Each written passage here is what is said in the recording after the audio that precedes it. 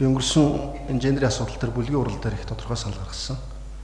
Тэрийг дахиад протокол тэмдэглүүлэе гэж байгаа. Тэр юу вэ гэхээр гендерийн асуудалтай холбоотойгоор иргэдийн хурлын дэд дороо байгуулах саналыг гаргасан. Үндсэндээ хүний хөгжлийн дэд дороон дээр гендерийн дэд дороотой болё гэдэг санал гаргасан. Тэг энийг протокол тэмдэглүүлье. Хоёрдугаарт энийг бас хурлын дарга хурлын зөвлөл нэг шийдвэр гаргаад тэг үндсэндээ бас энэ гендерийн ажлын хэсэг, гендер хариуцж байгаа төрийн албаагчдын болох нөгөө талдаа хурлаас гарах шийдлийг тодорхой болох үүднээс энэ дэд дороотой болё гэдэг саналыг гаргасныг дахин хэлье.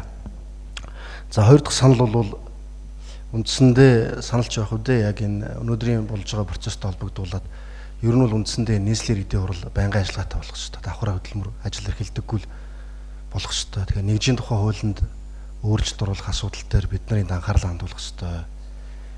Үндсэндээ одоо бид нар их хурал шиг хэмжээний тойргоос л сонгогдож байгаа төлөөлөгч нар ч гэдэг дүүрэг бүтэн.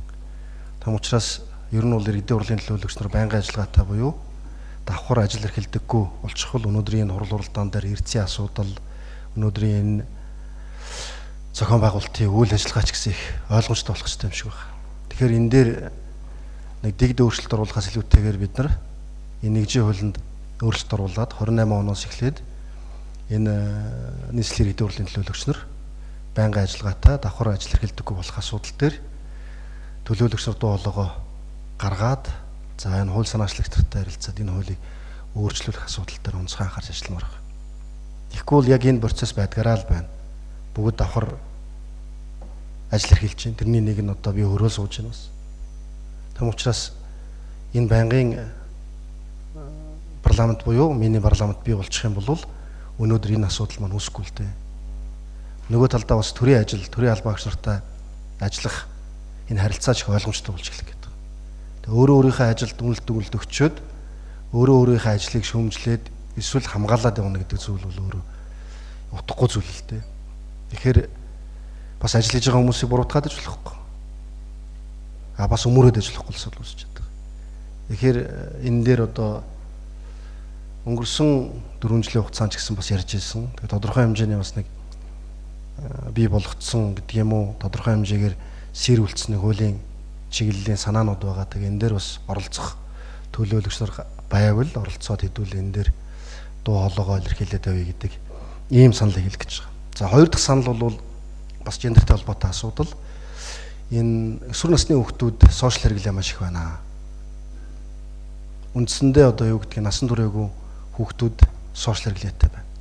Тэгээ сошиал хэрэглээг хэн үүсгээд байна вэ гэхээр бас томчууд үүсгээд байна л да. Наад зах нь сургуулиуд хүүхдүүдийн гэрийн даалгаврыг сошиалор өгч байна л да. Facebook, Messenger групп нээсэн эцэгчүүд болон хүүхдүүд. Тэгэхээр иргэдийн хурал дээр бид бас энэ сошиал хэрэглээний хязгаарлалтыг асуудлыг тавих асуудлыг хөндөд юм уу гэд миний хөлөөр үзэж байгаа. 1 минут авчи. Үндсэндээ одоо юу гэдгийг өсвөр насны хүүхдүүд Facebook хаяг нээж болохгүй ч одоо юу гэдгийг төрсөн онсроо өөрчлөөд нээгээд бүгд ашиглаж байна л да. Тэгэхээр энэ асуудлыг бид бас тодорхой хэмжээнд хоригдж өгөх ёстой. Ялангуяа одоо 13 наснаас 14 наснаас доош хүүхдүүдийг сошиал хэрэглээ буюу ялангуяа энэ Facebook хэрэглээг нь хааж өгөх асуудлыг зэгцэлж өгөхгүй бол болохгүй байна. Тэгээ үүн дээр ч гэсэн манай сургуулиуд багш нар маш анхааралтай байх хэрэгтэй.